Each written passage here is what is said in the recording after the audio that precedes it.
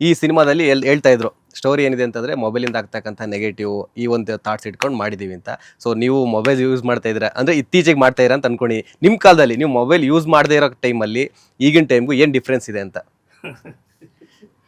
ಈ ಮೊಬೈಲು ಈಗ ಬಿಡಿ, ಈಗ ಬಹಳ ಇವ್ರು ಹೇಳ್ದಾಗೆ ನೋಡ್ಕೊಂಡ್ ತಿನ್ನೋದಲ್ಲ, ಇದಕ್ಕೆ ಹೋಗ್ಬೇಕಾದ್ರೂ ಮೊಬೈಲ್ ಬೇಕೇ ಬೇಕಾಗ್ಬಿಟ್ಟಿದೆ.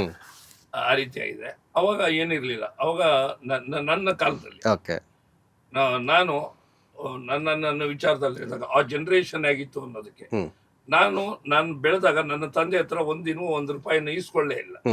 ಅವ್ರು ಯಾವತ್ತಾರು ಕೊಟ್ಟಾಗ ಈಸ್ಕೊಳ್ತಾ ಇದ್ರು. ಜೊತೆಗೆ ನಾನೇ ಕೊಂಡ್ಕೊಂಡ್ ಬಂದು ರೇಡಿಯೋ ತಗೊಂಡ್ ಬಂದಿದ್ದೆ. ಆ ರೇಡಿಯೋ ತಗೊಂಡ್ಬಂದಾಗ ಕೇಳ್ತಾ ಇದ್ದಾಗ ನಮ್ಮಪ್ಪ ಹೇಳೋರು, ಲೇ ರೇಡಿಯೋ ತಗೊಂಡ್ಬಂದ್ಬಿಟ್ಟ, ಅವ್ರು ಕೊಡಿಸಿದ್ದಲ್ಲ ಅಂತ ನನ್ನ ಸ್ವಂತ ದುಡ್ಡು ಮೇಲೆ ತಗೊಂಡ್ ಬಂದಿದ್ದು.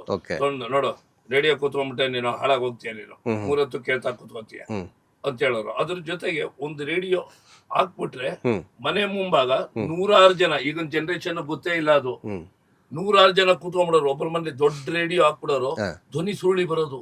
ಎಲ್ಲರೂ ಓ ನಾಂದಿ, ಓ ಲಕ್ಷ್ಮೀನಾರಾಯಣ, ಏನ್ ಡೈಲಾಗ್ ಇದು, ಏನಿದು.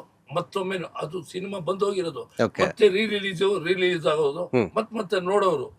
ಆಗಿನ ಜನರೇಷನ್ ಅಲ್ಲಿ ಪ್ರಮೋಷನ್ ಅಲ್ಲಿ ಯಾವ ರೀತಿ ಆಗೋದು ಅಂತ ಹೇಳಿದ್ರೆ, ನಾನು ಕಂಡಾಗೆ ಈ ತಲೆ ಮೇಲೆ DR ಶೀಟ್ ಅಂತ ಇರ್ತಾರೆ, ಅದು ಡಮರ ಡಮರ ಡಮ್ ಡಮ್ ಡಮ್ ಅಂತ ಕಥಾ ಸಾರಾಂಶ, ತಾರಾಗಣ ಆ ಕಡೆ ಈ ಕಡೆ ಕೊಡೋರು.